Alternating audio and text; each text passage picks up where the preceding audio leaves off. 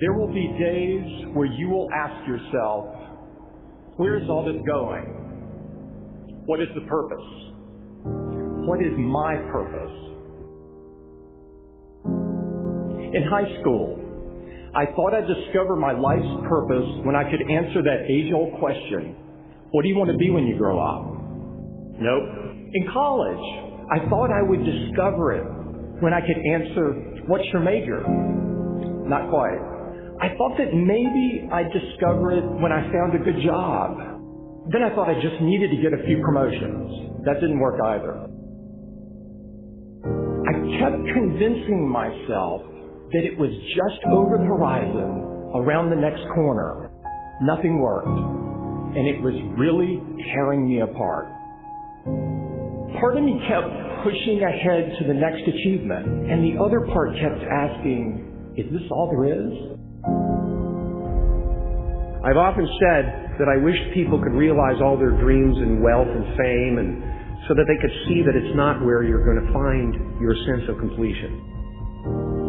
I realized one night in LA that the purpose of my life had always been to free people from concern.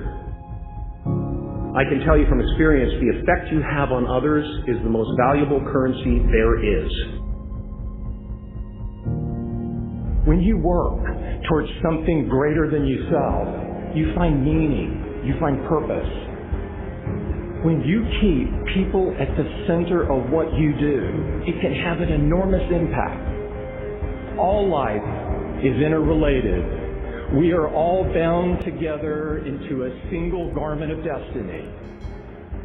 But under the sky, under the heaven, man, there is but one family. It just so happened, man, that people are different. That's the only thing that's important, really. Letting each other know we're here. Reminding each other that we're part of a larger self. Deep inside of you lives a hero who wants to do something great with your life, who wants to inspire other people, who wants to do creative work, who wants to change the world. Maybe you're so numbed out that you've forgotten who you truly are. People will try to convince you that you should keep your empathy out of your career. Don't let that noise knock you off course. I found that my life got bigger when I stopped caring what other people thought about me. Yours will too. Stay focused on what really matters. When I look around, I always learn something, and that is to be always yourself. And to express yourself, to have faith in yourself, to express oneself honestly, not lying to oneself, and to express myself honestly. That, my friend, is very hard to do.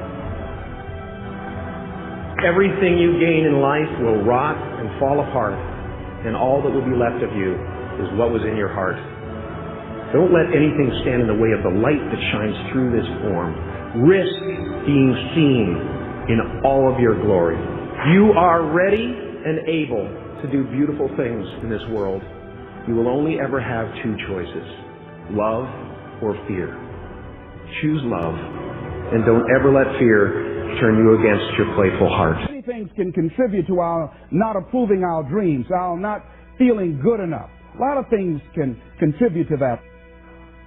Many of us never live up to our potential or don't approve ourselves because we never had anybody to believe in us. Looking at some of the things that keep us from approving ourselves, that we've all done some things that we don't feel good about. Things that if we had to do those things over again, we would not do those things, or we would do things differently. So part of what we must do in order to begin to move into your greatness, you got to remove a major energy block. And that is dealing with the issue of forgiveness. People that have hurt you, someone who's done you wrong. Make a list, and things that you have done that you feel bad about, that you regret. Make a list. There may be a time when you weren't a good father or a good mother or a good brother or sister, or you were a bad child, or you didn't do a good job, or you lied, or you were dishonest, or you stole.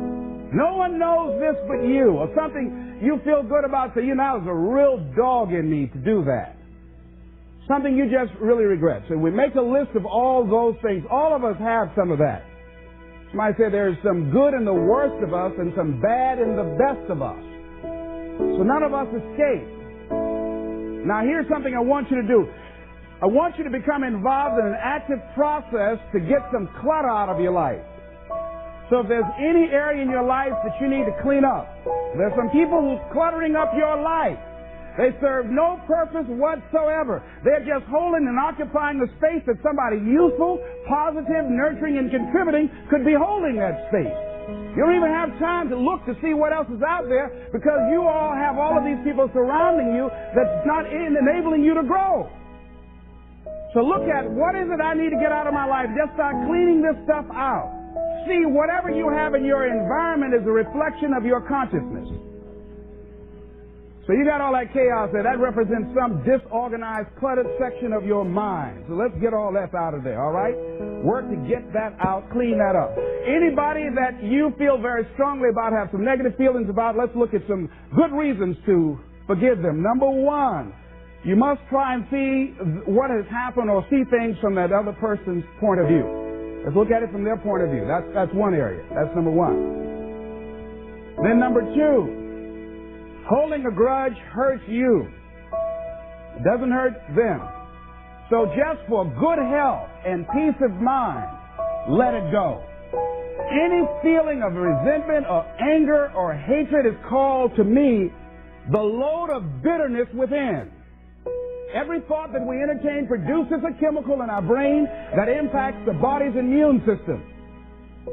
And besides, this person you're hating, they probably are not even aware of it. Don't even know you're really hating them. You've turned up the steam. Gone from dislike to hate, intense hate. And here you are killing yourself, making yourself vulnerable to various types of illnesses, putting yourself in bad health. And I say that person is not worth your sacrificing your health or 1 minute of peace of mind. 1 minute of anger robs you of 60 seconds of happiness. So decide it doesn't matter. Let it go and experience the dignity and the magnanimous sense of character of being big enough to move on and get on with your life. Letting it go so you can grow. See, all of us have greatness within us. But when you don't come to grips with your greatness and you don't work to develop it, if you're not seeking it out, if you're not finding where it is, if you're not trying to locate it, if you're not experimenting with your life to try and find out what fits for you, I'm saying that you're positioning yourself to be a miserable person, an unfulfilled person. How else do we do it? Procrastination. We just put things off over and over and over again. Why? Because we haven't accepted it. We don't feel deserving. We don't feel that we're good enough. So we sabotage ourselves by not ever taking care of business. We get real busy doing a lot of things. Well, we don't have any time. We start doing so many things, we just give our time away until we don't have any time for ourselves or any time to do the things that we want to do. And every time you put it off and move it back, oh, I'll do it one day. Oh, yeah, I'm going to get to it. I'm saying to you that one day you look around and there goes a year, there goes 2 years, there goes 3 years. So if there's something you want to do it now. Do it right now. Don't put it off. Start right now where you are. There will never be a perfect, ideal time. Whatever you have going for you right now, that's enough. Work on that idea. Work on it. Work on it. Work on it.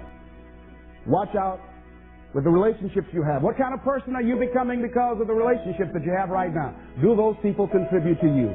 Do they help you grow and develop yourself? What kind of person are you becoming?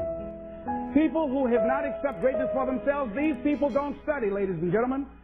These people don't study. They don't have time for personal growth and development. They don't have time to work on their minds. No, they don't have time for that. Too busy for that.